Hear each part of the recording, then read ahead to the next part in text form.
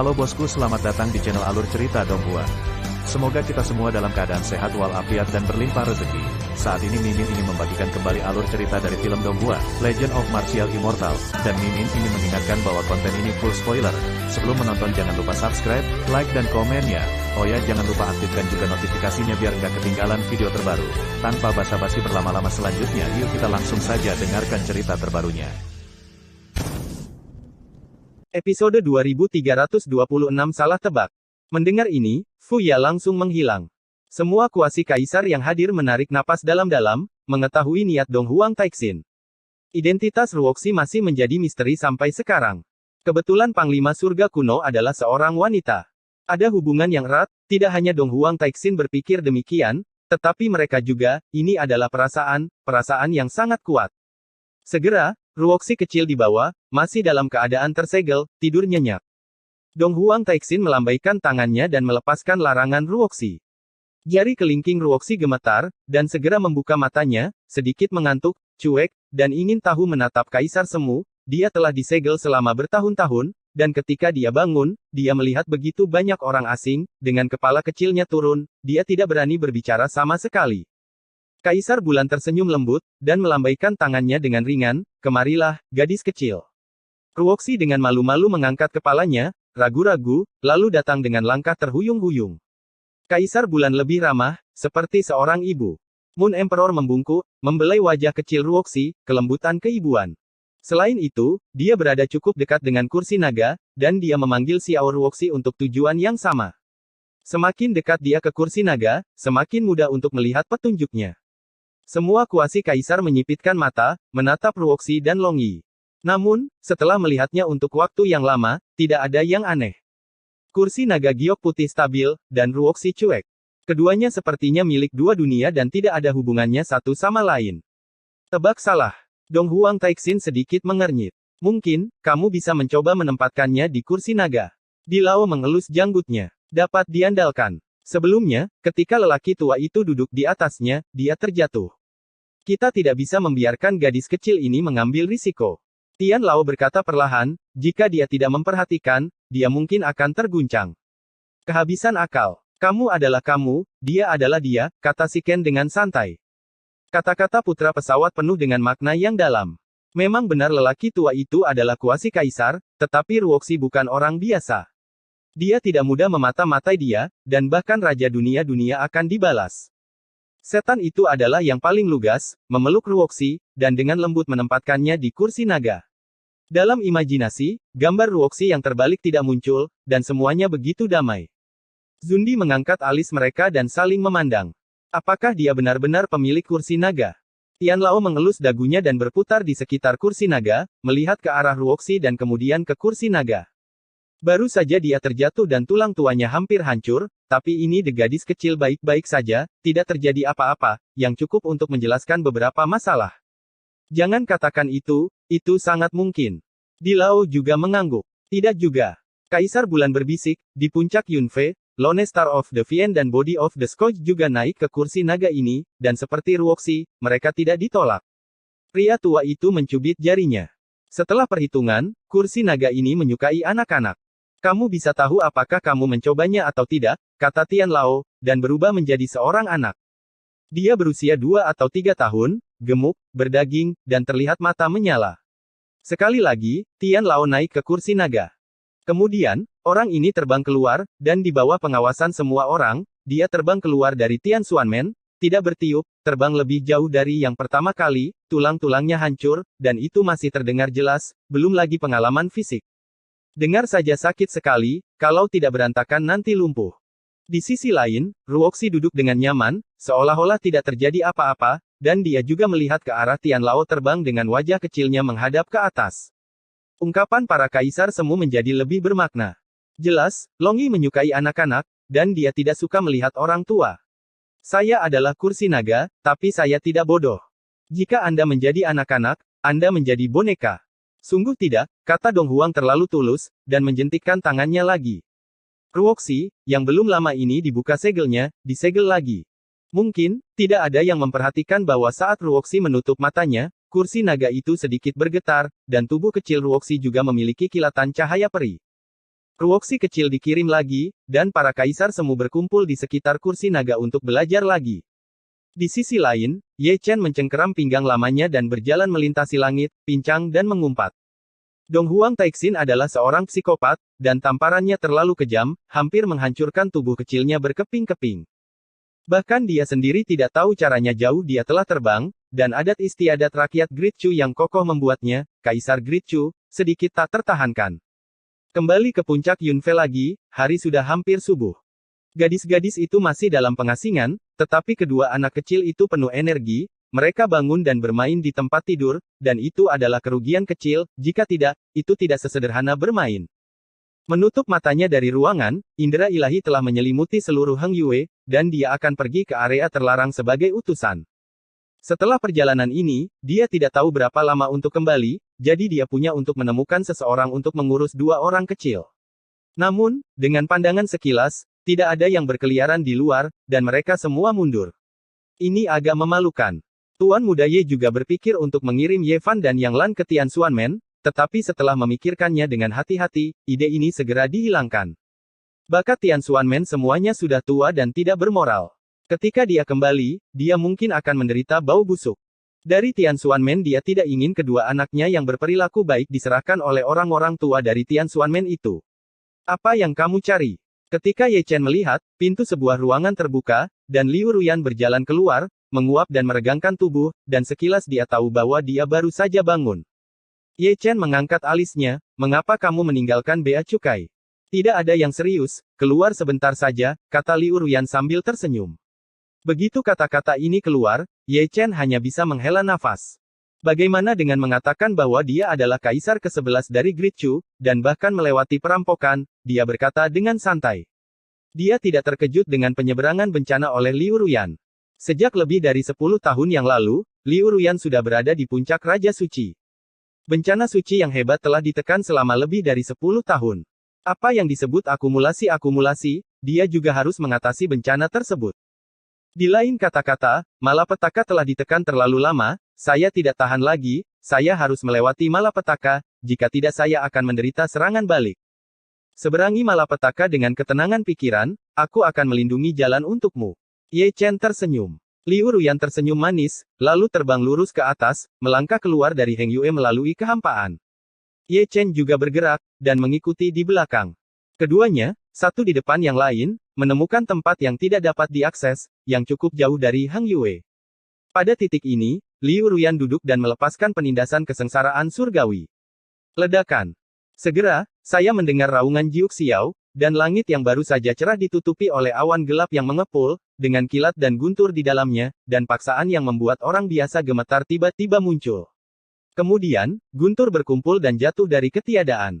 Liu Ruyan tidak takut, dan mencapai langit dalam satu langkah. Dia tidak memiliki senjata atau senjata, dan hanya dengan tangan batu giokristal, dia memusnahkan guntur dan kilat. Tidak jauh, Ye Chen berdiri dengan tenang, 8 jejak samsara dipisahkan dari tubuhnya, masing-masing terukir dalam 8 arah, dan dia selalu siap menerbangkan Dewa Guntur jika terjadi kecelakaan. Ledakan. Gemuruh. Kaisar Dacu ke-11 juga setingkat dengan putra kaisar.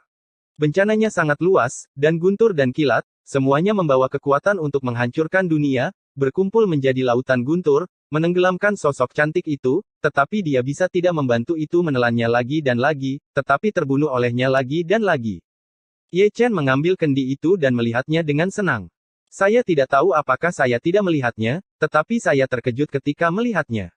Istrinya yang biasanya berperilaku baik dan cantik juga orang yang kejam. Meskipun Lei Jie kuat, dia tidak khawatir. Kaisar Chu yang agung dari semua dinasti semuanya kuat dan bergengsi, jika mereka tidak dapat selamat dari malapetaka, maka mereka akan sangat menyesali nama kaisar, dia seperti ini, begitu pula Liu Ruyan. Seperti yang dia harapkan, Liu Ruyan lebih ganas dari yang dia bayangkan, dan laut guntur kesengsaraan surgawi tidak dapat membantunya, dan terbelah lagi dan lagi. Meskipun guntur dan kilat Ling Xiao luar biasa, mereka dihancurkan olehnya berkeping-keping. Ye Chen menyesap anggur, menutup matanya darinya, dan melihat ketiadaan yang lebih halus. Mengesampingkan kabut dalam kegelapan, Anda dapat melihat lebih dari selusin sinar cahaya abadi. Betul, ada kaisar semu yang harus disengketakan untuk lulus ujian, sama seperti sebelumnya, mereka semua berasal dari suku prasejarah. Selain itu adalah kuasi Kaisar King Yixia dari suku Hanjiang. Sayang sekali tanah leluhur Hanjiang telah runtuh, kecuali Kaisar suku Hanjiang, tidak ada yang selamat, kali ini mereka harus melewati masa kesusahan, dan mereka mungkin akan bingung, dan mereka akan menemukan rumah. Dari jauh, Ye Chen sepertinya bisa mendengar raungan itu. Tapi saat ini, yang dia khawatirkan bukanlah ini, tapi kegilaan Yingji yang terlalu condong ke orang prasejarah. Setiap kali orang yang melewati Yingji lewat, mereka semua termasuk suku prasejarah, dan tidak ada orang di langit. Masalah ini sangat serius. Pada kecepatan ini, Hong Huang akan mengakhiri kegilaan Yingji lebih awal dari langit. Bayangkan saja, Hong Huang Yingji akan kembali, tetapi langit tidak akan kembali. Apa yang akan terjadi? Hong Huang tidak akan keberatan dan akan berperang bagi mereka, itu tidak peduli apakah mereka mengganggu Yingji atau tidak, dan mereka tidak peduli apakah Anda, surga, memiliki orang Yingji. Dengan kata lain, seperti kaisar dan dewa, mereka akan dikubur dalam api perang sebelum mereka kembali. Setelah invasi iblis surgawi, malapetaka, dan banyak perang, surga sudah berada dalam posisi yang tidak menguntungkan. Jika orang prasejarah berperang sebelum gelombang bencana berakhir, itu akan menjadi pukulan yang menghancurkan langit. Lebih lama lagi, apakah langit gunakan untuk melawan prasejarah? Ye Chen mengerutkan kening. Banyak hal yang sudah dekat. Dia harus maju ke Kaisar Zun dalam waktu sesingkat mungkin dan mencoba yang terbaik untuk melewati Kaisar dunia bawah. Sebelum itu, sangat penting untuk pergi ke Tianshu. Pinjam lebih banyak senjata dari Kaisar, dan jika Anda melawan dengan keras, Anda harus membawanya sampai kembalinya para perampok dari surga. Ketika dia melihat, guntur telah mereda. Sepotong langit dan bumi itu hancur, tidak ada guntur dan kilat, hanya Liu Ruyan yang tersisa, menahan malapetaka, tetapi juga terluka, dan tubuh halus itu dicetak dengan tanda guntur satu demi satu, yang mengejutkan. Ye Chen berdiri tegak dan tidak melangkah maju, karena malapetaka belum berakhir. Orang bijak agung di tingkat putra kaisar harus memiliki badan hukum kaisar.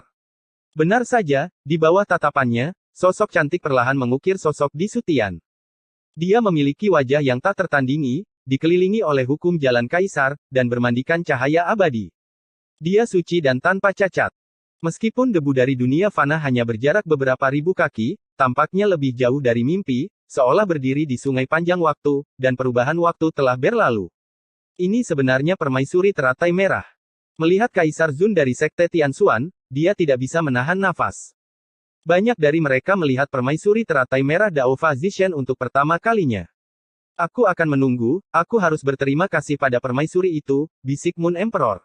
Tidak ada yang membantah kata-katanya. Sejak zaman kuno, di antara mereka yang menganugerahkan gelar kaisar, sangat sedikit orang yang ingin membunuh, karena kaisar adalah yang tertinggi, dan tidak ada yang mau merendahkan dirinya untuk membantai semut yang lemah. Tapi permaisuri teratai merah adalah jenis yang berbeda. Menurut legenda, pada hari teratai merah menjadi kaisar, api karma teratai merah dikorbankan dan para dewa dari 8 hutan belantara dibakar. Dan apa yang disebut dewa dari 8 kehancuran mengacu pada kehancuran besar. Pada hari itu, saya tidak tahu berapa banyak dewa besar dari ras prasejarah yang mati di bawah api karma teratai merah, dan saya tidak tahu berapa banyak ras prasejarah yang punah karena api karma teratai merah. Dapat dikatakan bahwa 100% dari kekuatan tempur Hong Huang, dan 70% darinya, dihancurkan oleh Hong Lian, tetapi setiap kali Hong Huang menyebut namanya, dia tidak bisa menahan gemetar di dalam hatinya. Jika Hong Lian tidak membantai Hong Huang, Zutian hari ini bahkan tidak memenuhi syarat untuk menjadi lawan Hong Huang dengan cara ini, bukankah Zutian harus berterima kasih kepada Hong Lian?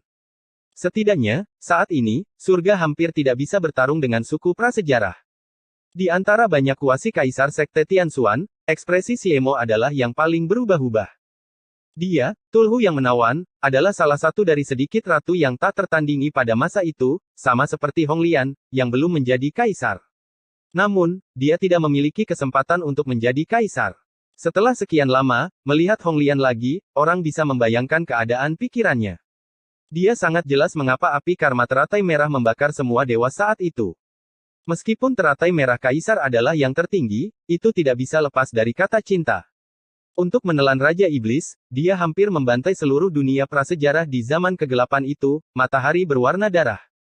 Sekarang, dia masih hidup, Mo Yuan juga hidup, dan Mu Liuqing diharapkan untuk kembali ke dunia, tetapi permaisuri teratai merah yang perkasa telah menjadi debu sejarah sejak lama.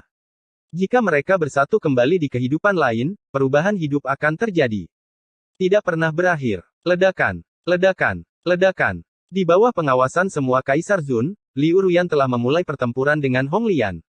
Adegan pertempuran itu cukup megah, dengan gunung dan gunung runtuh satu demi satu, membalikkan Yin dan Yang, dan menjungkirbalikkan alam semesta. Kali ini, bahkan dengan kekuatan tempur Liu Ruyan, tidak dapat dihindari bahwa akan ada pertumpahan darah. Dia bertarung melawan permaisuri teratai merah pada level yang sama. Level anak kaisar melawan level kaisar muda, dan dia berada dalam posisi yang kurang menguntungkan dalam segala hal. Meskipun dia adalah cara hukum kaisar, serangan permaisuri tidak tertandingi kekuatan supernatural Dao, dapat dikatakan bahwa dia menekan Liu Ruyan dan memukulinya, dan dalam beberapa kesempatan, dia hampir membunuh Liu Ruyan. Adegan seperti itu, semua orang yang menonton tidak bisa tidak merasa cemas. Bertahan dari batas waktu itu, Ye Chen tidak bisa membantu tetapi mengingatkan. Dia telah bertarung dengan hukum Dao Kaisar Teratai Merah, dan tahu kengerian kaisar wanita ini. Meskipun dia bukan kaisar yang paling kuat, dia adalah yang paling sengit. Kaisar. Api karma teratai merahnya memiliki kemampuan untuk menghancurkan langit. Kekuatan untuk menghancurkan bumi bukanlah lelucon. Dimengerti. Liu Ruyan mengangguk, berjuang untuk mendukung.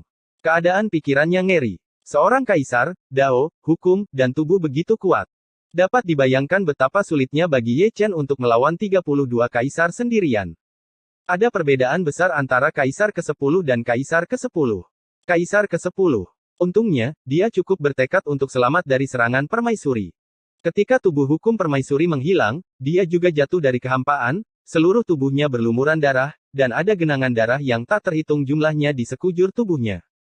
Mengembang keluar, ada semacam kekuatan kekaisaran dalam kegelapan, yaitu masih menyiksa tubuhnya dan secara serius mengancam roh primordialnya. Ye Chen melangkah maju dengan tergesa-gesa, mendukungnya dengan kekuatan lembut, dan langsung menuju ke Heng Yuezong. Episode 2327 Pengepungan Xinjiang Kering. Malam puncak Yunfe tenang dan damai. Di atas awan di dalam ruangan, Liu Ruyan berbaring dengan tenang, masih koma, wajahnya sangat pucat, napasnya kacau, darahnya bereaksi secara naluriah, dan dia mencoba yang terbaik untuk menghapus niat membunuh kaisar di tubuhnya. Ye Chen juga ada di sana, jadi dia tidak pernah menganggur. Asal-usul Ekaristi telah dirilis, untuk membantunya pulih dari bekas lukanya, ada banyak obat mujarab, tumpukan demi tumpukan, yang paling sombong adalah darah sucinya, yang sangat mudah digunakan, dan saya tidak akan pelit. Dengan cara ini, 3 hari berlalu dengan tenang. Tidak sampai hari keempat dan malam Ye Chen berhenti. Pada saat ini, pipi Liu Ruyan sedikit lebih cerah, dan tidak ada lagi bekas luka di tubuhnya, kekuatan spiritual yang melonjak berkumpul dan mengalir ke tubuhnya, menambah konsumsi setelah bencana. Malapetaka itu mengerikan, tetapi itu juga merupakan kesempatan. Setelah melewati bencana, itu adalah nirwana. Setelah nirwana, Liu Ruyan sudah menjadi orang suci yang hebat. Kekuatan yang tersembunyi di tubuhnya distimulasi olehnya, dan darahnya juga dirangsang olehnya. Ini istimewa, dan sekali retro, pasti mengerikan. Lihat dirimu, kamu berlumuran darah, Tuan Muda Ye berkata, tidak dengan cara yang normal, dia melepas pakaian berdarah Liu Ruyan, satu demi satu, dengan linglung. Alasan yang sangat cocok, untuk membantumu berganti pakaian. Alasannya adalah Anda menemukan yang bagus, tetapi pakaiannya sudah usang, jadi Anda harus memberi mereka kembalian. Memantulkan cahaya bulan, orang ini mengeluarkan memori spar, bersiap untuk memberikan satu set potret kepada istrinya. Namun, sebelum syuting dimulai, Liu Ruyan sudah bangun. Keempat mata saling memandang, dan dalam kerangka waktu, percikan yang disebut cinta musnah. Ledakan. Kapan? Paong. Dentang. Setelah itu, ada suara-suara seperti itu, sangat berisik, seolah-olah ada perampok yang menghancurkan rumah, teko, cangkir, panci dan wajan pecah di tanah. Segera, Tuan Muda Ye keluar, tidak berdiri, tetapi merangkak keluar, seperti yang Anda lihat, tanda tamparan merah cerah di wajahnya sangat menarik perhatian. Tak tahu malu. Suara omelan semacam ini sangat menusuk telinga di malam yang sunyi. Liu Ruyan telah mengenakan pakaiannya dan menutupinya dengan selimut, dan pipinya memerah. Dengan harta karun di rumah, bagaimana dia bisa memiliki integritas? Sama sekali. Dalam kehidupan sebelumnya dan kehidupan ini, saya tidak pernah begitu memalukan. Pemikirannya juga seperti Nanming Yusu saat itu, ketika dia melakukan kesalahan, dia berdiri di samping tempat tidurnya, melihatnya tertawa, dan memainkan piano untuknya, jadi dia seharusnya mencekiknya hidup-hidup. Mengingat kebajikan bermuka dua Ye Chen, ada lebih dari selusin lonceng di kamar kerjanya, jenis yang digunakan untuk menjaga dari pencuri. Adapun pencuri, sudah pasti bahwa itu adalah Tuan Muda Ye. Api, pencurian, dan Ye Chen juga menjadi moto hidupnya. Di tengah malam, Ye Chen menyeka mimisannya dan pergi ke jalan, jadi dia harus pergi ke Tianshu untuk menipu tentara kaisar. Pintu domain terbuka, dan dia langsung menghilang.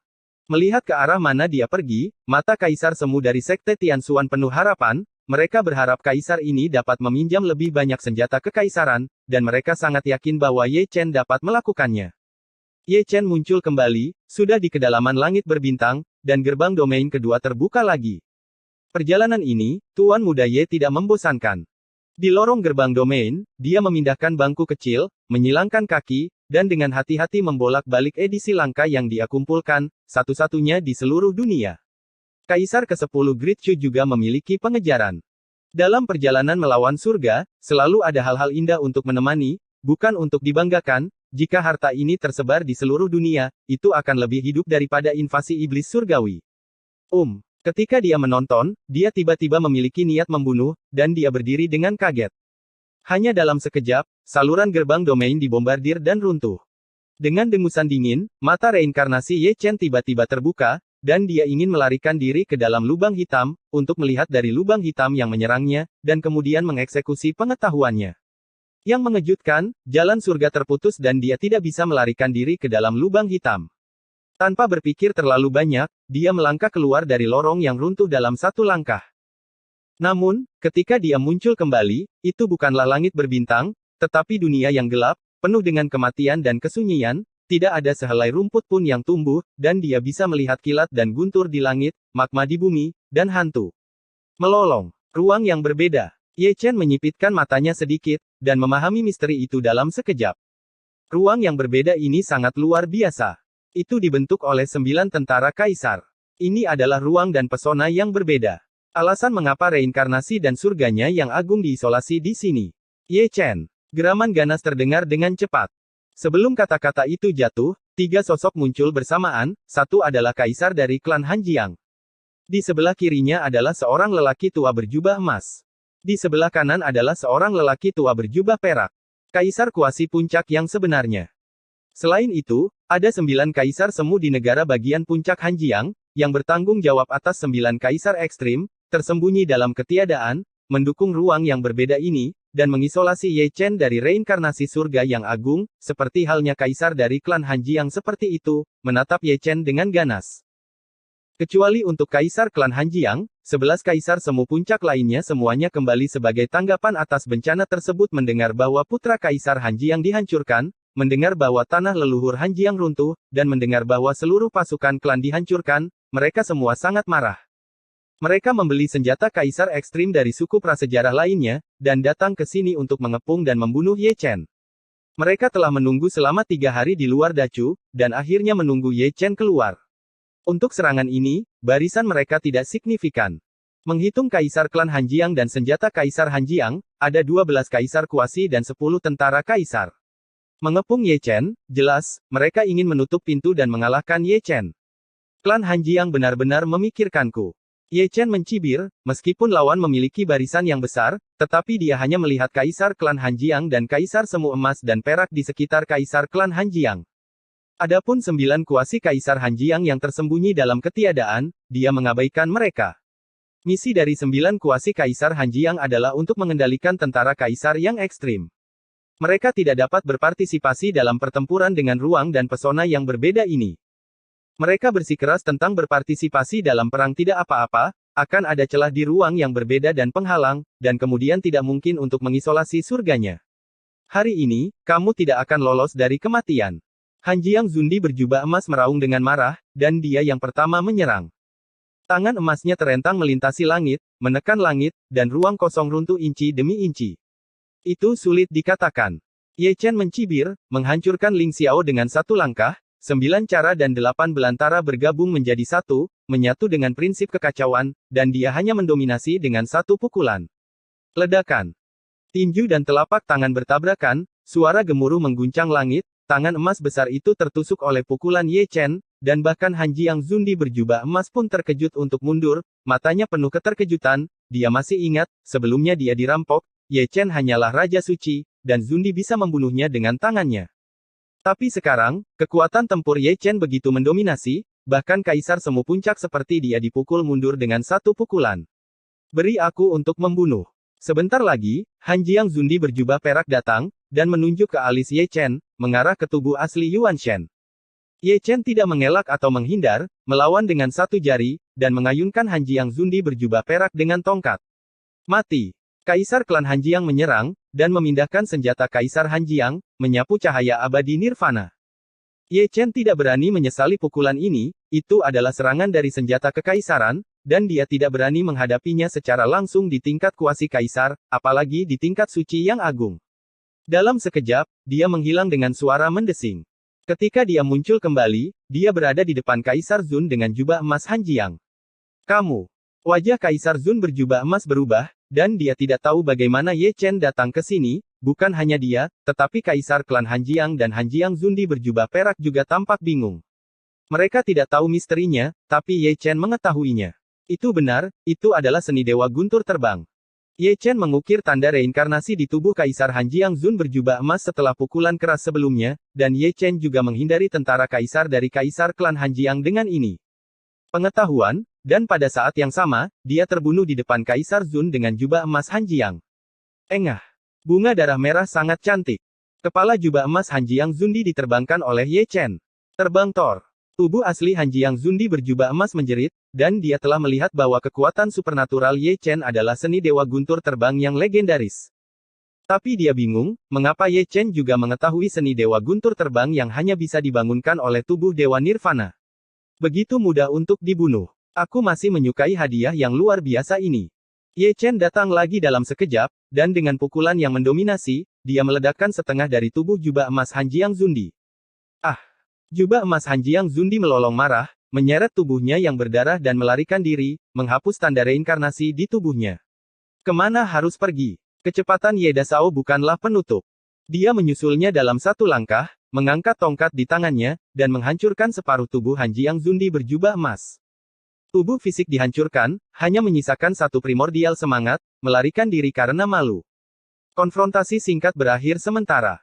Di Sutian, Ye Chen ada di tengah, sedangkan Kaisar klan Han Jiang Zundi berjubah jin, dan Han Jiang Zundi berjubah perak diatur dalam tiga arah, mengelilingi Ye Chen di tengah. Yang terburuk adalah Kaisar Semu berjubah emas Han Jiang, yang tertangkap basah oleh Dewa Guntur Ye Chen Fei. Jika bukan karena ini, tubuhnya tidak akan diledakkan. Seorang Kaisar Semu di puncak adalah dipukuli ke dalam keadaan roh primordial oleh orang bijak kecil dengan 3 tongkat, wajahnya hilang. Sialan, dia benar-benar menguasai seni dewa petir. Han Jiang Zundi berjubah perak mengertakkan giginya, dan dia berada dalam kondisi pikiran yang sama dengan Han Jiang Zundi berjubah emas. Sebelum perampokan, Ye Chen jelas hanyalah seorang raja suci. Dia telah mencapai puncak pertapa agung, belum lagi peningkatan kekuatan tempur, dan dia juga telah memahami seni dewa petir terbang. Dia tidak dapat membayangkan berapa banyak kekayaan yang diperoleh Ye Chen dalam 200 tahun terakhir. Bertahun-tahun. Wajah Kaisar Han Jiang adalah yang paling ganas, dia berpikir bahwa 3 lawan 1 dapat dengan mudah membunuh Ye Chen, tetapi siapa yang mengira bahwa Ye Chen mengenal Dewa Guntur Terbang, dan mereka tertangkap basah. Kali ini bagus, jalan surga Ye Chen terputus, dan Dewa Petir Terbang muncul lagi, dia tidak tahu berapa banyak kartu yang masih disembunyikan Ye Chen. Kemarahannya terlalu kuat, mudah melukai tubuh, ketiga senior bisa tenang. Ye Chen menepuk bahunya, seperti orang normal, bercanda, benar-benar berpikir jika aku memotong reinkarnasi agungku, saya akan membunuh Lao Su. Tunggu, kamu terlalu meremehkan Kaisar Dacu. Berikan padaku. Kaisar klan Han Jiang memarahi dengan dingin, mengaktifkan senjata Kaisar, dan menggantungnya dalam ketiadaan. Prestise Kaisar menggantung dan menyebar ke segala arah. Itu untuk menutup ruang dan menghapus tanda reinkarnasi yang diukir oleh Ye Chen.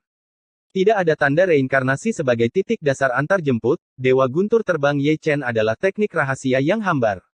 Mengetahui dominasi Dewa Guntur Terbang, sebagai Kaisar klan Han Jiang, dia juga tahu cara untuk mengalahkan terbang Dewa Petir. Feng adikmu, teriak Ye Chen, dan menusukkan batang besi di tangannya ke dalam kehampaan. Bersenandung.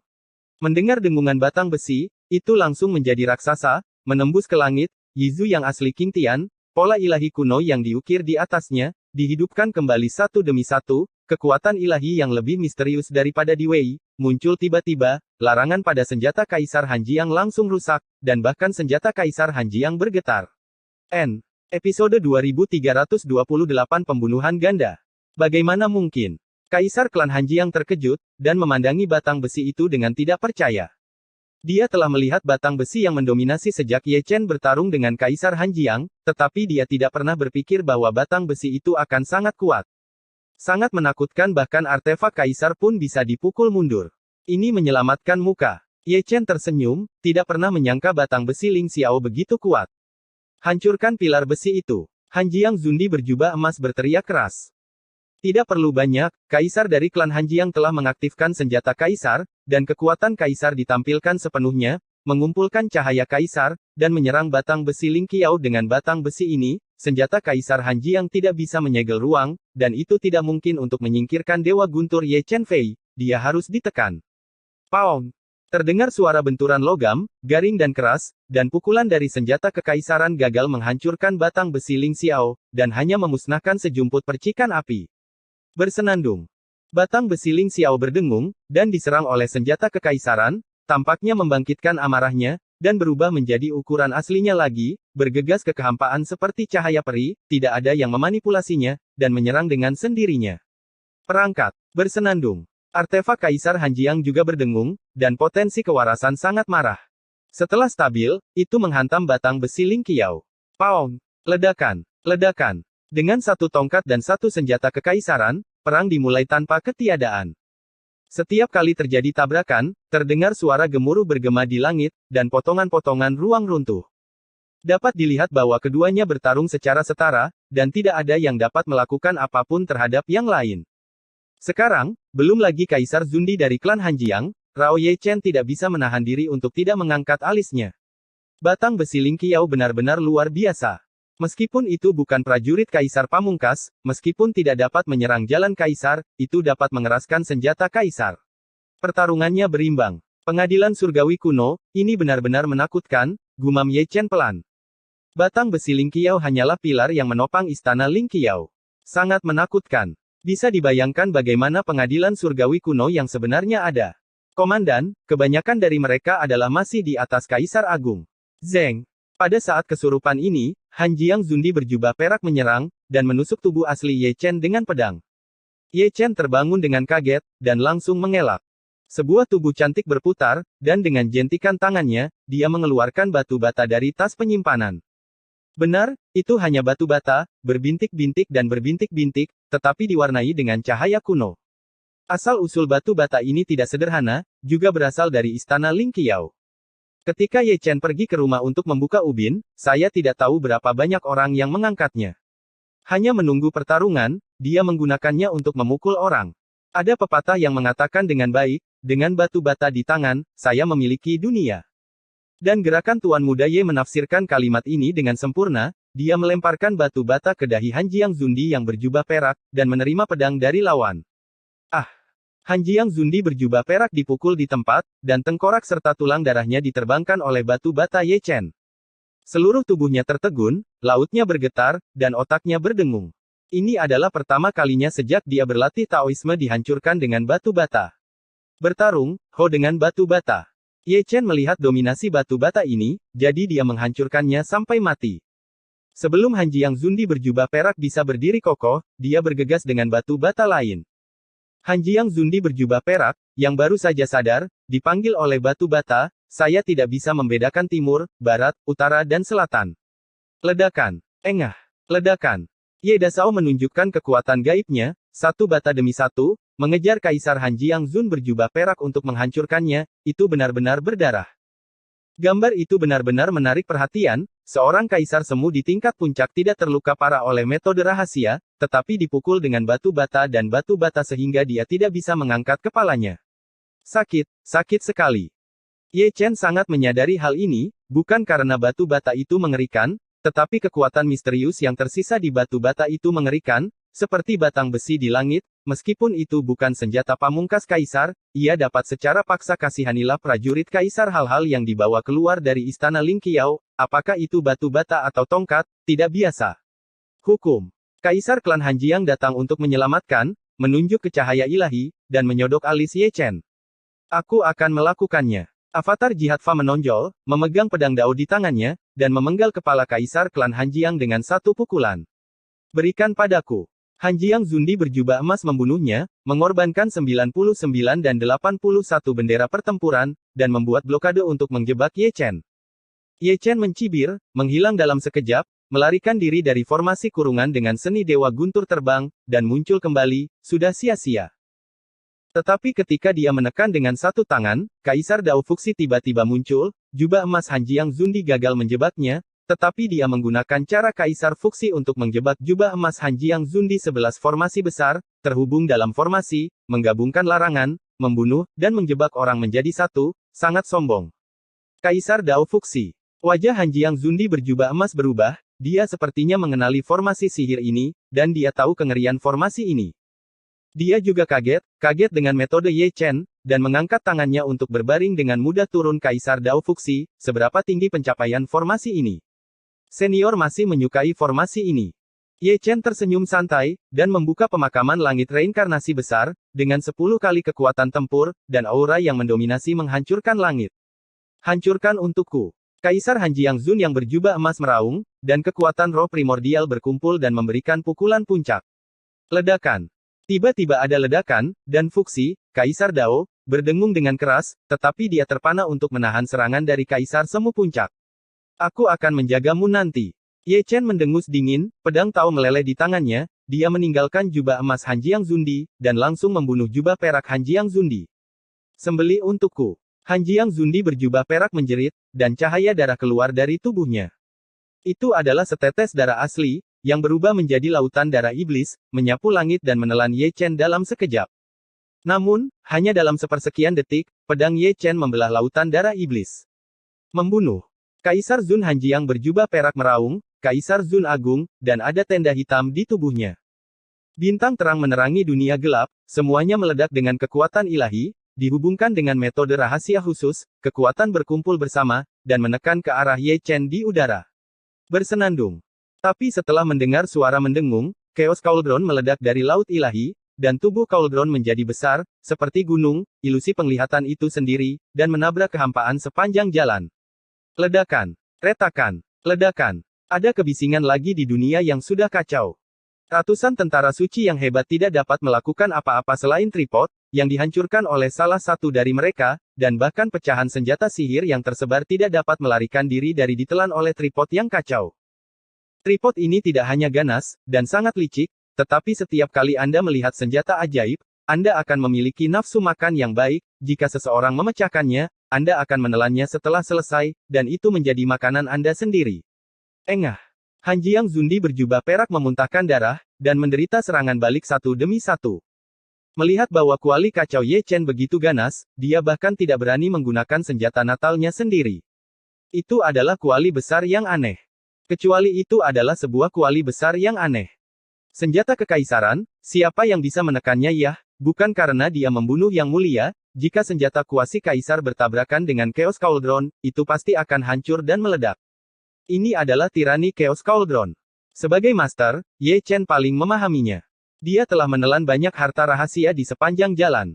Yang paling berharga adalah emas abadi, dan meteorit City Garbin, yang sangat keras, jadi untuk berbicara. Kecuali itu adalah senjata kekaisaran, yang berani melawan Chaos Cauldron. Apalagi yang bisa diandalkan. Ye Chen berteriak seperti guntur, memegang pedang Dao, menginjak lautan emas para dewa, dan menyerang Hanjiang Zundi yang berjubah perak. Little Great Sage, berani menggertakku.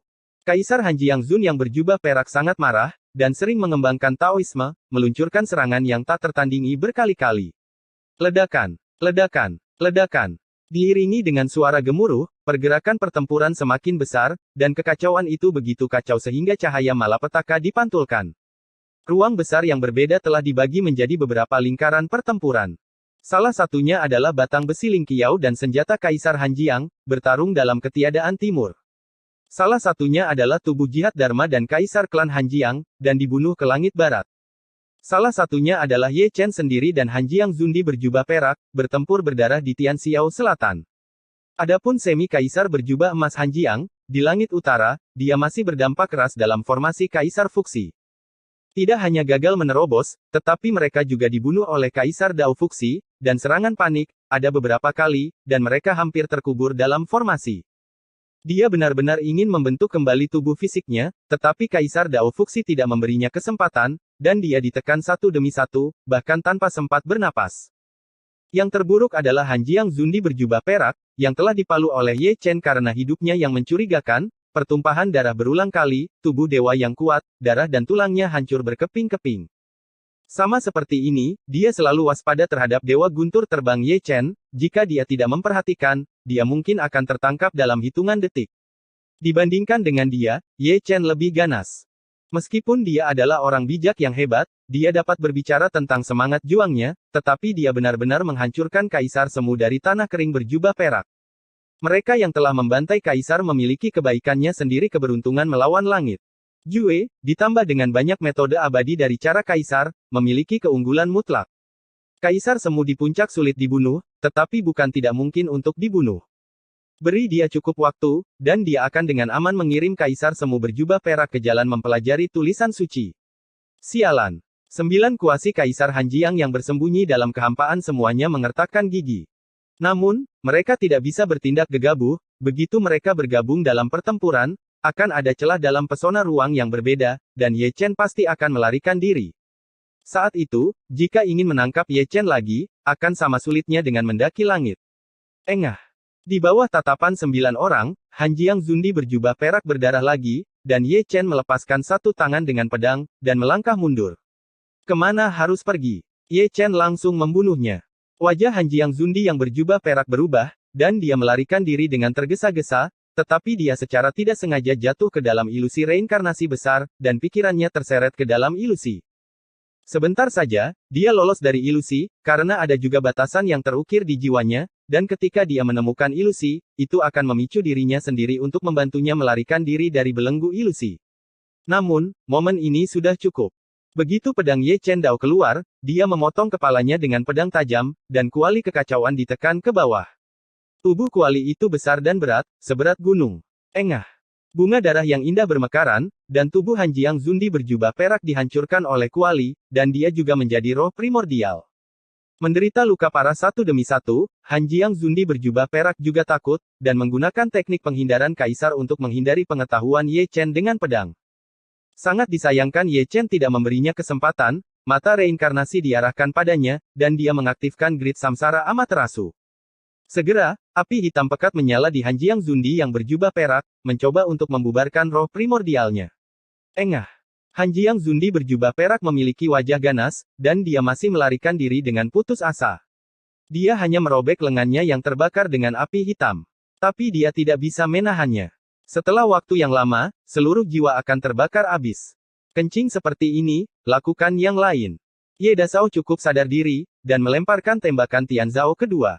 Jika lengannya terbakar, dia merobek lengannya, dan kakinya terbakar, jadi dia memotong dari kakinya. Lihatlah dirimu dengan lebih banyak lengan dan kaki, aku masih memiliki lebih banyak Amaterasu. Ide-idenya masih sangat berguna. Sangat disayangkan bahwa dia meremehkan kuasi Kaisar Han Jiang dalam jubah perak. Metode pelarian Kaisar Tao benar-benar misterius, dan dia benar-benar menghindari reinkarnasi besar Amaterasu. Kaisar Semu di tingkat puncak benar-benar luar biasa.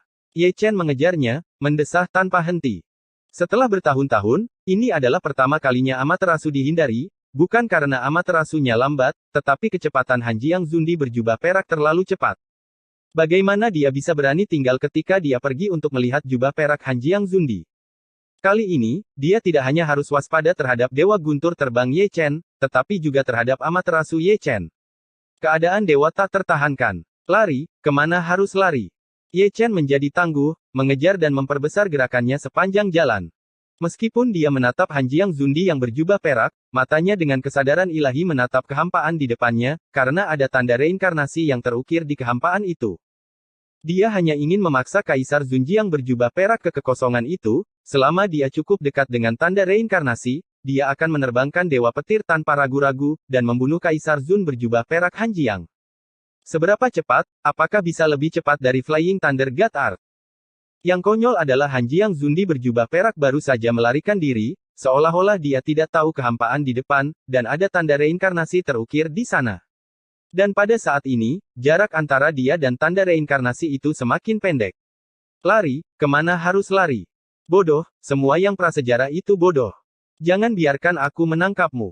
Tuan Muda Ye membuka mulutnya lagi, mengejar sepanjang jalan dan memperbesar gerakannya, semakin memperkuat gerakan dan kutukannya sepanjang jalan, hanya untuk mengalihkan perhatiannya. Perhatian Kaisar Semu Hanjiang berjubah perak. Fakta telah membuktikan bahwa operasinya memang efektif. Hanjiang Zundi berjubah perak yang marah patah hati. Su sangat marah sehingga tubuh aslinya terdistorsi. Ada tanda reinkarnasi. Yang prasejarah semuanya tidak berotak. Ye Chen masih mengutuk, kata-katanya tidak ditutup-tutupi, satu demi satu. Aku akan membunuhmu. Hanjiang Zundi berjubah perak meraung dengan marah, tidak berani tinggal, ingin membentuk kembali tubuh fisiknya saat terbang menjauh. Kamu, tidak ada kesempatan. Ye Chen mencibir, dan menghilang dalam sekejap, karena Hanjiang Zundi berjubah perak cukup dekat dengan tanda reinkarnasi. Ketika dia muncul kembali, dia sudah berada dalam kehampaan itu, hanya berjarak 3 atau 5 kaki dari Hanjiang Zundi yang berjubah perak, dengan 10.000 pedang dan dewa angin, dan dominasinya tak tertandingi. Kamu, mata Kaisar Hanjiang Zun yang berjubah perak menonjol dan pupil matanya berkontraksi. Dia tahu apa yang terjadi, tapi sudah terlambat. Engah. Ye Chen menghancurkan orang mati dengan pedang, menembus kepala Hanjiang Zundi yang berjubah perak, sebuah pengetahuan yang nyata. Tidak. Disertai dengan raungan yang tidak rela, jiwa Hanjiang Zundi berjubah perak hancur berantakan dan meledak menjadi kehampaan. Ledakan. Ledakan. Pada saat yang sama, dua ledakan terdengar tanpa urutan tertentu. Dengan suara, itu adalah Kaisar Semu Hanjiang dengan jubah emas yang menerobos formasi fuksi dari Jalan Kaisar, tetapi dia juga membayar harga yang sangat mahal, meledakkan senjata kelahirannya sendiri, dan dapat melarikan diri.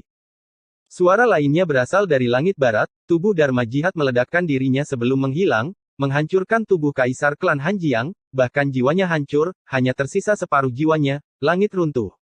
Api dan guntur ilahi, dunia yang jauh dengan satu anak panah. Dengan dentang, Ye Chen menembakkan panah yang menggelegar dari jauh, membawa kekuatan kehancuran, dan menusuk Kaisar klan Hanjiang dengan satu panah. Rao, 9 Kaisar Semu yang bersembunyi dalam ketiadaan sudah terlambat penyelamatan. Episode 2329 Dedikasi Sejati. Tidak. Kaisar klan Hanjiang menjerit, matanya penuh dengan kengerian, tetapi dia tidak bisa menghentikan keruntuhan. Api lemah dari roh primordial dimusnahkan dengan kecepatan yang sangat cepat, dan menghilang dalam ketiadaan. Momen antara hidup dan mati seharusnya tidak mau. Dia lolos dari pertempuran pemusnahan. Hari ini, ketika Ye Chen benar-benar ditekan oleh kekuatan tempur, dia dibunuh oleh Ye Chen. Kaisar klan, wajah apa yang harus dia temui untuk melihat leluhur di Hanjiang? Brengsek. Deru jubah emas Hanjiang Zundi mengguncang langit, dan 2 dari 3 Zundi yang mengepung dan membunuh Ye Chen telah dihancurkan. Dan dia hanya memiliki setengah hidupnya tersisa. Ye Chen tidak banyak bicara, tubuhnya seperti kilat, dan dia membunuh jubah emas Hanjiang Zundi, dia hanya memiliki setengah hidupnya, jadi dia tidak boleh dilepaskan.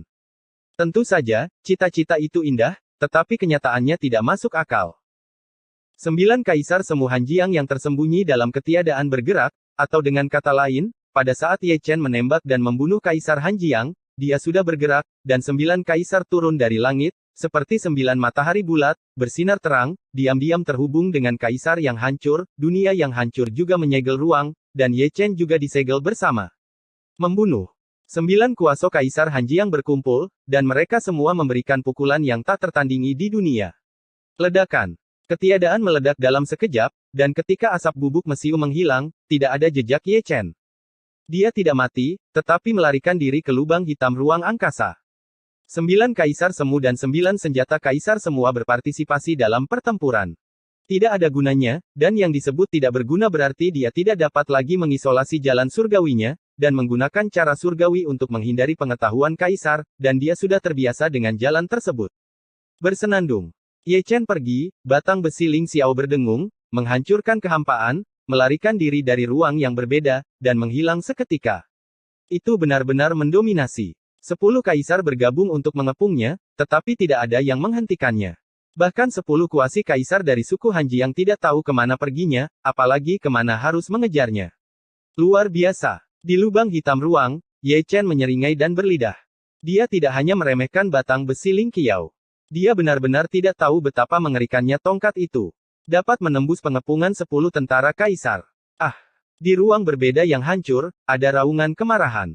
Masing-masing dari 10 kuasi kaisar memiliki mata merah darah dan wajah ganas seperti iblis. Dia tahu bahwa Ye Chen tidak mati, dan dia juga tahu bahwa lubang hitam Ye Chen, tapi dia tidak bisa masuk. Kemarahan yang mengerikan, telah mengubah mereka menjadi orang gila satu persatu, memalukan, sangat memalukan. 12 kaisar semu dan artefak 10 kaisar tidak membunuh seorang bijak kecil, tetapi 2 semu kaisar terbunuh. Dan kaisar klan dari klan Hanjiangnya, yang kekuatan tempurnya benar-benar ditekan, tetapi betapa tragisnya dia kalah dalam pertempuran ini. Tuan Muda Ye menjadi tenang, dan berjongkok di lubang hitam, menatap 10 dari mereka. Dia masih sangat memotivasi diri sendiri, dan dia selalu berpikir untuk membunuh Kaisar Hanjiang yang setengah mati dengan jubah emas. Namun, ide ini ditolak. Memang benar jubah emas Hanjiang Zundi hanya tersisa separuh hidupnya, namun senjata Kaisar Hanjiang telah menyatu dengan tubuhnya. Zundi puncak dengan perlindungan prajurit Kaisar tidak bisa dibunuh dengan kekuatan tempurnya, kecuali dia juga memiliki senjata kekaisaran ada di tangan, tapi sayangnya, dia tidak memiliki senjata kekaisaran. Ketika aku seharusnya keluar, aku seharusnya membawa senjata kekaisaran.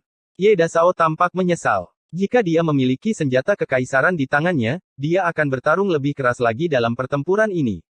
Bersenandung. Diiringi dengan suara mendengung, gerbang domain disangga di ruang yang berbeda, dan 10 kuasi Kaisar Hanjiang melangkah satu demi satu. Ye Chen telah melarikan diri ke dalam lubang hitam. Apa yang disebut pengetahuan mereka tidak ada artinya, dan jika mereka tinggal di sini lagi, percuma, lebih baik kembali dan membuat rencana yang lebih sempurna. Terlihat bahwa pada saat memasuki gerbang domain, 10 kaisar semu puncak semuanya menyemprotkan darah, tidak terluka, tetapi marah. Kaisar dihancurkan, kaisar klan dihancurkan, dan tanah leluhur juga dihancurkan.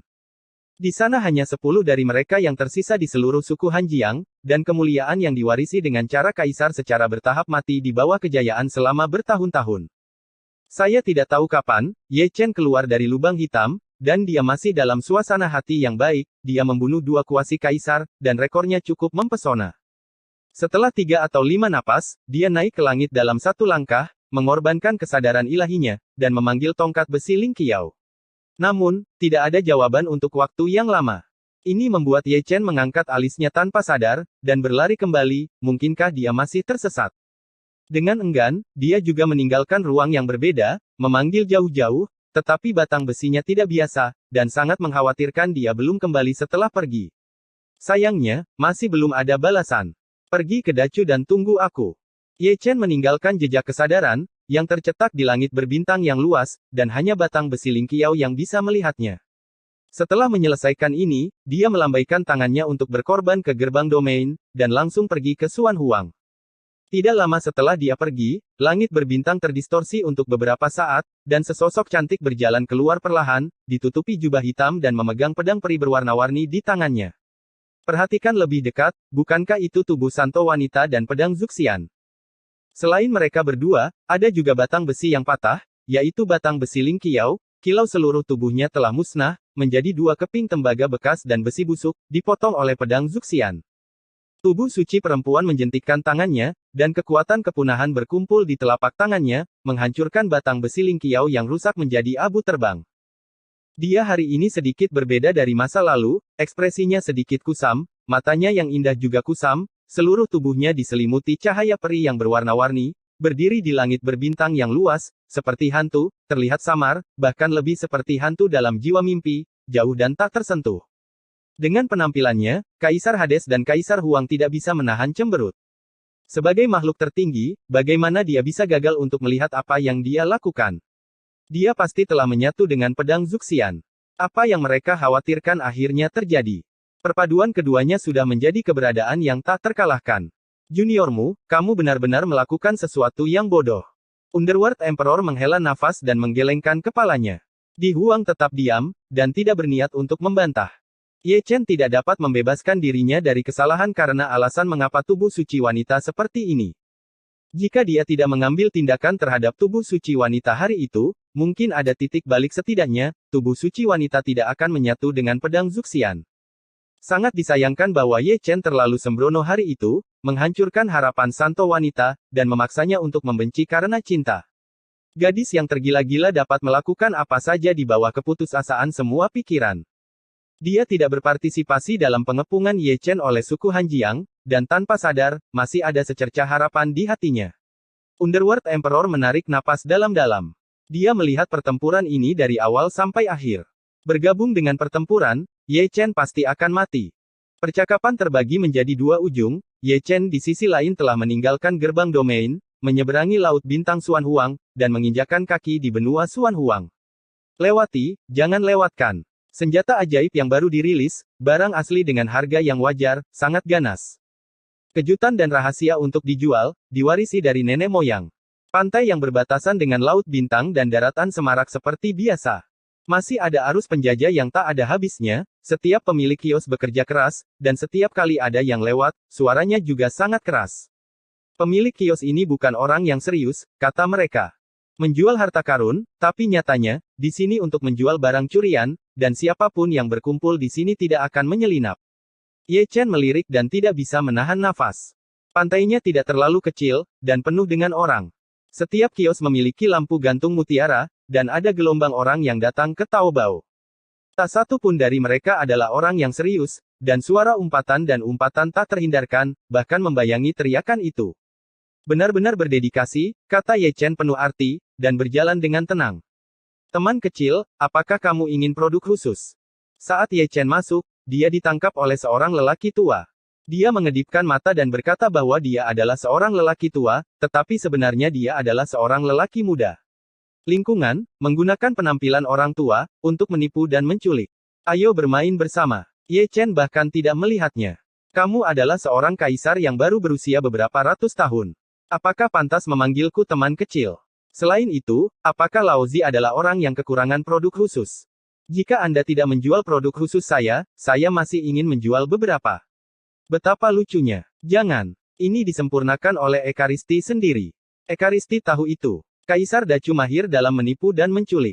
Jangan pergi. Harganya bisa dinegosiasikan. Orang tua itu mengejarnya seperti plester kulit anjing melihat Ye Chen, mengoceh tanpa henti, jika dia tidak menjual 2 kati produk khusus Ye Chen, dia tidak akan menyerah. Jangan katakan itu, Ye Chen benar-benar berhenti. Melihat ini, lelaki tua itu buru-buru mempostingnya, tersenyum, diam-diam berpikir bahwa bisnis akan datang. Ye Chen dengan tegas menarik benda itu dengan satu tangan, menyipitkan matanya sedikit, dan menatap pria berjanggut tidak jauh, tepatnya, dia menatap labu anggur di tangan pria itu. Di bawah sinar bulan, cahaya ungu bersinar terang. Cukup luar biasa. Dia juga punya labu anggur seperti itu, dan akan ada 2 lagi, itu adalah labu emas ungu. Teman kecil. Pria tua yang telah didorong pergi itu muncul lagi. Ye Chen bahkan tidak melihatnya, dan dengan jentikan tangannya, dia mengirim produk itu ke langit untuk dimainkan, dan orang-orang di pantai hanya meliriknya lalu memejamkan mata, mengatakan bahwa tempat ini tidak orang yang serius, dari waktu ke waktu, orang akan terbang ke langit, yang tidak mengherankan. Di sini, Ye Chen telah berjalan menuju pria berjanggut itu, dan berkata sambil tersenyum, rekan Taois, bisakah kamu menjual labu anggur ini? Jangan membuat masalah, ini adalah pusaka keluarga. Pria berjanggut itu melirik Ye Chen. Benda ini akan ditukar denganmu. Ye Chen menjentikkan manik ilahi, dan itu tergantung di udara. Cahaya keemasan itu tembus cahaya, dan itu adalah prajurit Raja Suci. Ini sangat memalukan. Wajah pria berjanggut itu berubah menjadi ceria dan ceria. Dia segera mengambil tasbih dewa, dan tidak lupa menghela nafas lega, dan menyekanya dengan lengan bajunya. Pernahkah kamu menyentuh prajurit Raja Suci? Dia sangat sadar, Ye Chen bahkan lebih sadar, dia mengambil labu anggur pria besar itu dengan jentikan tangannya, dan menghilang ke kerumunan. Di tanah yang luas, dia berjalan perlahan, memegang labu emas ungu kecil yang baru saja dia beli, dan mengetuknya dengan ringan, melanggar batasan yang terukir di labu emas ungu kecil. Kali ini, 2 labu emas ungu kecil lainnya terbang satu demi satu, ketiga labu itu berdengung, dan terlihat bahwa mereka cukup bersemangat. Ye Chen menggosok dagunya dan melihat sekeliling. Sampai sekarang, dia masih tidak tahu asal labu emas ungu kecil, atau berapa banyak labu kecil yang ada. Yang perlu ditegaskan adalah bahwa itu pasti luar biasa, bahkan dia bisa see through it. Jika bukan karena bayinya, tidak ada hantu yang akan mempercayainya. Ketika dia menonton, dia tidak bisa menahan diri untuk tidak berhenti, menoleh ke belakang tanpa sadar, dan melihat kehampaan di belakangnya, selalu merasa ada seseorang yang mengikutinya, dan selalu merasa ada sepasang mata yang menatapnya dalam kegelapan, perasaan itu terkadang menghilang. Tapi tiga labu emas ungu kecil berdengung dan melarikan diri ke dalam tas penyimpanan Ye Chen tanpa urutan tertentu, seolah-olah mereka takut. Ye Chen sedikit mengernyit, dan bukannya melihat ke belakang, dia langsung berbalik, menyipitkan matanya sedikit, menatap ketiadaan, mendorong lapisan awan dan kabut, tetapi tidak melihat apa-apa. Dianggap salah. Berbisik dan berbalik, dia berkorban untuk Yumen lagi dan menghilang ke dalam malam. Episode 2330 Fraktur Komunitif. Ketika Ye Chen muncul kembali, dia sudah berada di depan gunung peri yang berkelok-kelok, tapi itu bukanlah area terlarang di langit, melainkan tempat suci di Yaoqi. Yaoqi di bawah bulan masih sangat melamun dan tidak nyata. Melihat ke bawah dari langit, itu seperti mutiara yang tertanam di tanah Wastelen Timur. Hujan lebat dan kabut seperti lapisan tule, menutupi legenda kuno. Kaisar Agung Chu berkunjung larut malam, dan aku tidak tahu apa itu. Tetua Agung Yaoqi keluar sendiri, dan menyambut Ye Chen dengan banyak tetua. Aku punya sesuatu yang kusimpan di Yaoqi. Ye Chen tersenyum dan membagikan tas penyimpanan. Tas penyimpanan ini tidak sederhana, Chaos Divine Cauldron dan harta kekayaannya ada di dalam, dan semua barang berharga di tubuhnya tidak tertinggal. Ini akan pergi ke Tianzu, dan harta itu harus disembunyikan terlebih dahulu, agar tidak direnggut oleh Tianzu Dimi. Dan itu akan menjadi pilihan terbaik untuk meletakkannya di tanah suci Yaoqi, warisan jalan kaisar, dengan perlindungan tentara kaisar, ini adalah jaminan. Penatua Agung Yaoqi sedikit terkejut, tetapi dia tidak bertanya lagi, dan dia tidak melihat isi tas penyimpanan, karena itu dipercayakan oleh Kaisar Agung Chu, dia harus menjaganya dengan baik. Aku akan mengambilnya lain hari. Ye Chen tersenyum, menghilang di malam hari, dan langsung pergi ke Zhongzhou. Di belakangnya, semua tetua di Yaoqi bingung, sejauh ini mereka masih belum mengerti kenapa. Mungkin, semua orang tidak menyadari bahwa ada kilatan cahaya peri 7 warna yang muncul dari ketiadaan dan tersembunyi di balik kabut. Malam di Xuanhuang Zhongzhou sangat dalam dan damai. Tianzu masih sama misteriusnya dengan simbol Zhongzhou.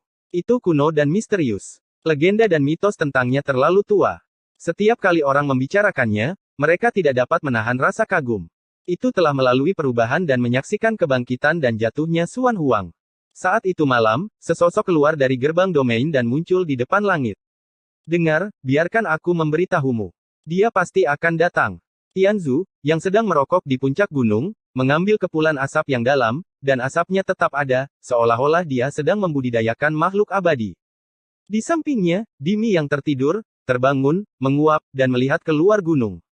Benar, yang di luar gunung adalah Tuan Muda Ye. Kaisar ke-10 Dacu tampaknya sangat menganggur. Setelah keluar dari gerbang domain, dia berjalan di depan Tianzu, melihat ke sana kemari. Jika seorang pencuri menginjak suatu tempat, dia tidak akan masuk. Dengan kata lain, dia tidak berani masuk, karena takut orang tua di dalam akan menganggapnya sebagai lelucon. Faktanya, Tianzu dan Dimi telah menyalakan api yang mengamuk, dan mereka tampak seperti sedang mengadakan barbeque. Jika Ye Chen masuk, mereka tidak akan keberatan, dan mereka akan meletakkan benda itu di rak api dan memanggangnya. Selama 2 putaran, suasana hati mereka berdua masih bisa dimengerti, itu adalah perjalanan yang jarang ke Dacu, tetapi mereka dipukuli. Geng psikopat Dacu tidak bodoh. Mereka memukuli kita dan mendorong Ye Chen untuk menjadi utusan, kata Tianzu Yu dengan sungguh-sungguh, masih menghisap pipanya. Siapapun yang datang, dia harus dipalu. Dimi masih sangat tegak, dan dia sudah mengeluarkan batang besi yang hitam dan berkilau, dan menggosoknya dengan kuat di atas batu. Kedua orang tua itu mungkin berpikir untuk memukuliku. Ye Chen, yang berjalan mondar-mandir di luar gunung, bergumam dengan suara rendah. Dia bisa melihat Tianzu dan Dimi melalui pegunungan yang tak terhitung jumlahnya. Wajah tua itu lebih gelap. Jika kamu tidak masuk, kami akan tutup, kata Tianzu sambil menjatuhkan abu rokok. Kapan Kaisar Great Chu menjadi begitu pengecut? Dimi meliriknya. Konseling bukanlah kata yang tepat. Ye Chen menarik napas dalam-dalam dan melangkah ke langit. Ekspresinya cukup serius, punggungnya lurus, dan dia tegas selangkah demi selangkah. Sikap yang benar dan bermartabat ini, sekilas terlihat seperti terpidana mati yang akan mati dengan murah hati, dan setiap gerakan tangannya seolah menyatakan sebuah kata, 18 tahun kemudian, saya akan tetap menjadi orang baik. Harus dikatakan bahwa paksaannya telah meningkat secara bertahap, dan dia mungkin bisa melambung di saat berikutnya. Namun, Kaisar Dacu akan selalu memberi orang pembalikan besar ketika mereka tidak mengharapkannya tepat waktu. Saat dia berjalan, ekspresi yang menakjubkan menghilang, dan dia menjadi tersenyum, berlari sepanjang jalan, naik turun ya, senyum murahannya membuat tangan orang gatal. Saya sangat lega memiliki generasi masa depan, kata Tianzu Dimi penuh arti. Jika tentang akting, Ye Chen pasti setingkat raja film, dan perubahan wajahnya yang berubah membuat orang lengah. Seperti itu bakat, di era mereka, akan langka di segala usia, bahkan jika salah satu dari mereka keluar sesekali, itu akan dipukuli sampai mati oleh grup. Lansia, apakah kamu tidak merindukanku? Saat berbicara, Tuan Muda Ye telah tiba dengan 2 kendi anggur berkualitas di tangannya, dan matanya menyipit saat dia tersenyum. Kemarilah. Ayo, hadiah apa yang kamu bawa? Ini terlalu aneh. Tianzu Dimi berdiri, satu di kiri dan satu di kanan, dan mengambil toples anggur Ye Chen. Kemudian, seorang kaisar tertentu ditekan. Ye Chen tersinggung, tapi kedua orang tua ini tidak menunjukkan belas kasihan sama sekali. Jeritan Dewa Suci Surga masih mendominasi, itu bisa digambarkan sebagai hantu dan dewa yang menghancurkan bumi dan menangis, menyebabkan orang-orang yang melewati Tianzu di luar gunung gemetar kaget, terlebih lagi, mereka kehilangan pijakan dan hampir jatuh. Ruang kosong. Orang bilang langit itu aneh dan misterius, tapi sekarang aku bisa melihatnya, dan itu benar. Pembantaian babi di tengah malam, hal seperti itu hanya bisa dilakukan di area terlarang. Ini adalah tempat yang sangat berbahaya, jangan bicara omong kosong. Dari 3 atau 4, mengobrol satu sama lain sangat senang, satu persatu, mereka semua memandang Tianzu dengan tangan di tangan. Saya tidak tahu, jika mereka tahu bahwa yang disebut babi di mulut mereka adalah Ye Chenxi, ekspresi seperti apa yang akan mereka miliki. Jeritan menghilang di beberapa titik. Akan melihat Tianzu, itu berdarah. Kaisar ke-10 Dacu, telah kehilangan kesadaran, hanya melihat darah berbusa dari mulutnya dari waktu ke waktu, dia terlihat seperti anjing, bagaimana mungkin dia masih memiliki bentuk manusia, tergeletak di tanah seperti babi mati, sungguh kata yang menyedihkan. Jejak kaki di sekujur tubuhnya berlapis satu sama lain. Saya tidak tahu berapa kaki dia telah ditendang. Dia sombong seperti tubuh suci kuno yang sunyi, dan semuanya menjadi gumpalan. Dapat dikatakan bahwa bentuknya saat ini adalah ilustrasi yang baik dari tingkat kecacatan, fraktur kominutif. Mengapa kuasi Kaisar Dacu dengan suara bulat setuju untuk membiarkannya datang? Benar-benar tidak mudah menjadi utusan, siapapun yang datang dari Dacu akan dipukuli menjadi bodoh, bagaimana mungkin seseorang yang memukuli Tianzu menjadi baik, apalagi Kaisar ke-10 Dacu. Dulu, ketika wanita jalang ini mengancam area terlarang dengan bencana, apakah Tianzu mengingatnya? Semua produk khusus Dacu, kursi naga giok putih, Optimus Prime, dan Chaos Cauldron-nya, mengapa mereka hilang? Jelas, itu disembunyikan oleh orang ini. Kedua lelaki tua itu, Tianzu dan Dimi, sangat menarik, dengan kepala di atas kepala, mereka menarik tas penyimpanan satu persatu, menghitung rampasan satu persatu, dan tidak ada harta di dalamnya yang tersisa, dan semuanya dicurahkan. Tas penyimpanan itu ditemukan dari tubuh Ye Chen. Hal yang memalukan adalah bahwa di dalam tas penyimpanan Ye Chen, tidak ada apa-apa selain produk khusus Dacu. Jika produk khusus ditumpuk, bisa ditumpuk menjadi bukit. Jika dikukus menjadi bakpao, bisa dimakan banyak orang. Bertahun-tahun. Fakta telah membuktikan bahwa Ye Chen masih sangat melihat ke depan, dia tahu bahwa dia akan dipukuli dan dirampok, masih perlu menyembunyikan harta karun itu terlebih dahulu. Benda ini mungkin sebuah surat.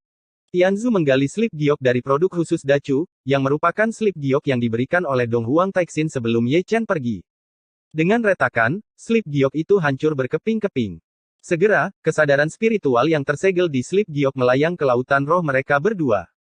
Setelah membacanya, mata tua keduanya menjadi dalam, dan mereka memandang Ye Chen bersama. Banyak rahasia telah dijelaskan dalam kesadaran spiritual, seperti reinkarnasi Ye Chen, dan identitas Ye Chen.